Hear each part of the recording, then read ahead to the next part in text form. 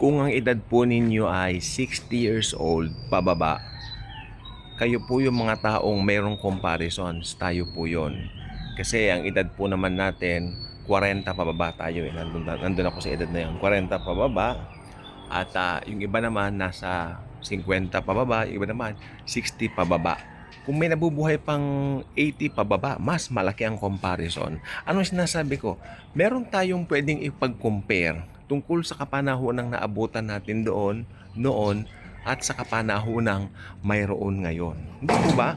Mas malaki yung comparison natin kumpara po dun sa mga mas bata ngayon na inabutan na po ng digital age. I'm talking about yung mga Gen Z. Halimbawa, pinanganak na mga year 2005, 2007, konti na lang po yung comparison nila than those mga nauna na mga o yung mga edad pero pag edad mo 25 pataas, medyo marami ka na rin comparison kasi yung mga pinanganak ng 1999, 2000, marami na rin po nagbago mula noon hanggang ngayon. Maraming comparison na po silang pwedeng ipagkambing, kasi yun yung edad ng mga pinsan ko eh. Mga pinanganak sila ng 2001, 2002, ganyan. Yun ang edad ng mga cousins ko. So, pag napag-uusapan namin yung pagbabago ng mundo, nakaka-relate po talaga sila na dati ganito, dati ganyan. Oo nga, pero alam ko naman hindi tayo nabubuhay sa dati, and I am not encouraging anyone na magbalik tanaw lagi, na mag-nostalgic feeling lagi. Hindi po. Pero maganda po yun ha.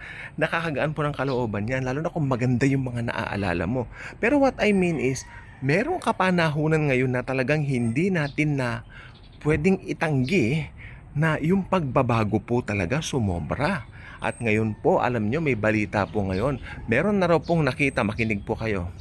Hindi ko po alam kung totoo po ito, pero may nakapagsabi po dito kahapon, dito po sa YouTube o sa FB, hindi ko na po alam dahil ako naguguluhan na rin pag anong binubuksan ko mga social media ko eh, no? At nakita ko, meron na raw lumilipad na dragon. Dragon ha, take note, it's a dragon. And it represents Satan. Hindi po malayong mangyari yun mga kaibigan.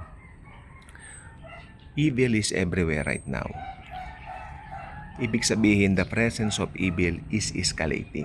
Dragon lumilipad. That's something na, di po ba? Maaring epekto rin naman ito nung tinatawag na UFO something na madaling mag-imbento. Di ba? Itong panahon natin, itong AI, itong ampaksilika, di ba, na sinasabi nila, talagang usapin yan ng buong mundo. Maraming tutol. Yung tiyahin ko sa Amerika, mga pinsan ko doon, ayaw na ayaw nila. Pero ano magagawa mo kung talagang, di ba, end times na nga nila. So, maganda talaga pag Kristiyano, alam nila na hindi mo naman mapipigilan itong mga ganito mga bagay. Dahil ito po inevitable sa mundo po natin ngayon, na ito po mundo po natin ngayon araw-araw ngayon may mga nababasa kang mga unusual happening sa daigdig na hindi katulad dati na hindi. 'Di ba? Makakapamuhay ka dati ng normal, makakapamuhay ka dati ng walang gumagambala sa iyo, na maaga pa lang may mga messages na bombarded ka na ng mga Kasi sa panahon natin ngayon, hindi rin tayo pwedeng mabuhay ng walang mga gadgets kasi ito yung panahon natin ngayon. Hindi tayo pwedeng bumalik nung panahon ng 1980s o nung 1990s o nung 2000s o nung 2010s. Iba na po ang panahon ngayon, 2026, magte-2027. At alam ninyo, marami nagsasabi ng mga theologians na ang 2026 is very significant. Marami pa rin naniniwala na this will be the year of the rapture. Sana nga po ito na. Ako, I'm hoping. At saka ito pa pong gusto ko sabihin, yung mga pangyayari ng 2026, bagamat nangangalahati pa lang yung taon, katumbas na po ito ng happening ng napakaraming taon sa mga nagdaang siglo.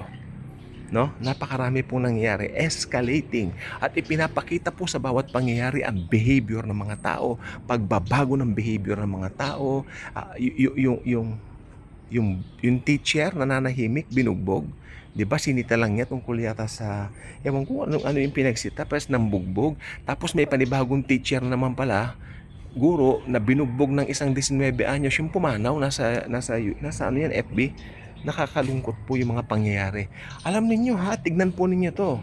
Yung mga kabataan po ngayon, hindi na po, pag may edad ka, mga trend, halimbawa mga edad mo 20 plus ka, o ikaw ay mga mga 24 ka, 25, 26.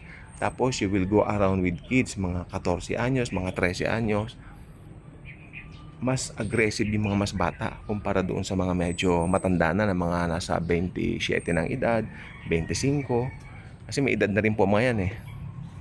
Mas agresibo yung mga bata ng mga 13, 14. I know what I'm telling you sapagkat nung summer, meron akong mga pinapunta rito mga tao na maglilinis dahil napakahirap pong linisin ng likod. Then sabi nila, "Sir, baka pwedeng magdala kami ng extra na mga kasama." Sabi nila, itong mga naglinis na ito nasa edad mga 21, 22 sila. Pero sabi nila, "Sir, medyo marami po kasi magdadala kami ng mga extra kasama." At nagdala sila ng mga extra kasama nila ng mga 15 anyos, ganun, mga 14, no? Mga ano lang, tulong-tulong na naman para magkaroon din daw ng pera dahil medyo nangangailangan. Sige ako. Nakita ko iba yung behavior nila. Kung sagot-sagutin nila yung mas matanda, gano'n na lang. Pinagalitan ko eh.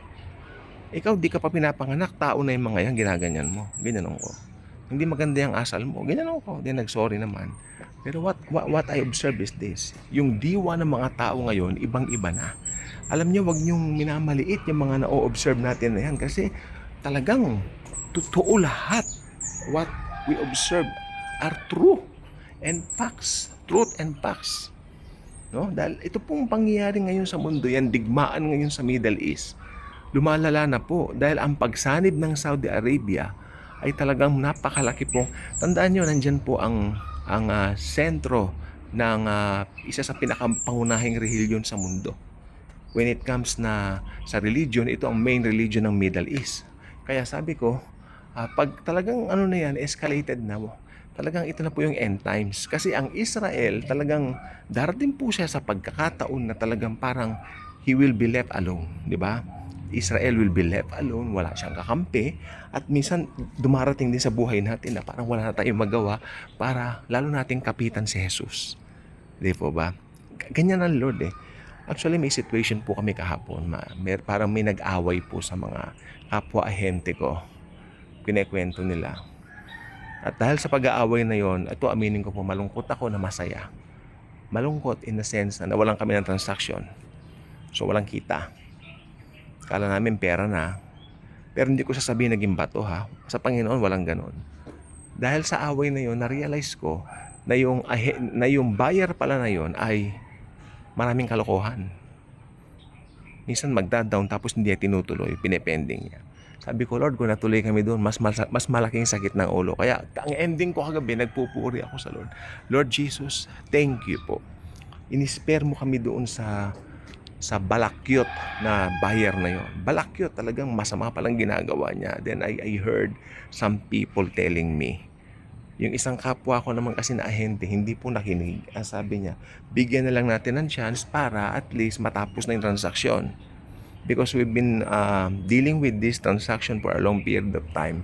Pero alam ninyo, naniniwala ako na ang Panginoon talaga may control. Inaalis niya. Kasi doon sa grupo namin, 4 kaming born again doon eh.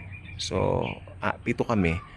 So, may 3 hindi pa mananampalataya. Pero nashare namin. So, I mean, look at that. No? Yung favor ni Lord sa amin, nandoon. Inalis niya kami doon eh. Kasi ang prayer ko, nung nakita ko yung buyer na yon, sabi ko, hindi ako kampante. Ang ginawa ko na lang, mga 2 weeks ago yata yung hindi ako nagkakamali. Nandito ako sa SM. Sa SM, ako nagpapalamig, mainit. Sabi ko, Lord, bahala na po kayo.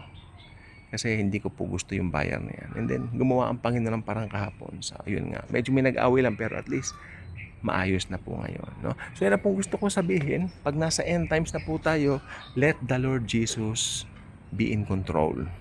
Dahil siya po ang may control ng lahat, iwan natin sa kamay niya ang lahat. At ang mundong ito, nag-e-escalate. Ang behavior ng mga tao, nag-e-escalate. Nag-iiba, mga bata pala, iba ng behavior. Huwag tayong magtataka.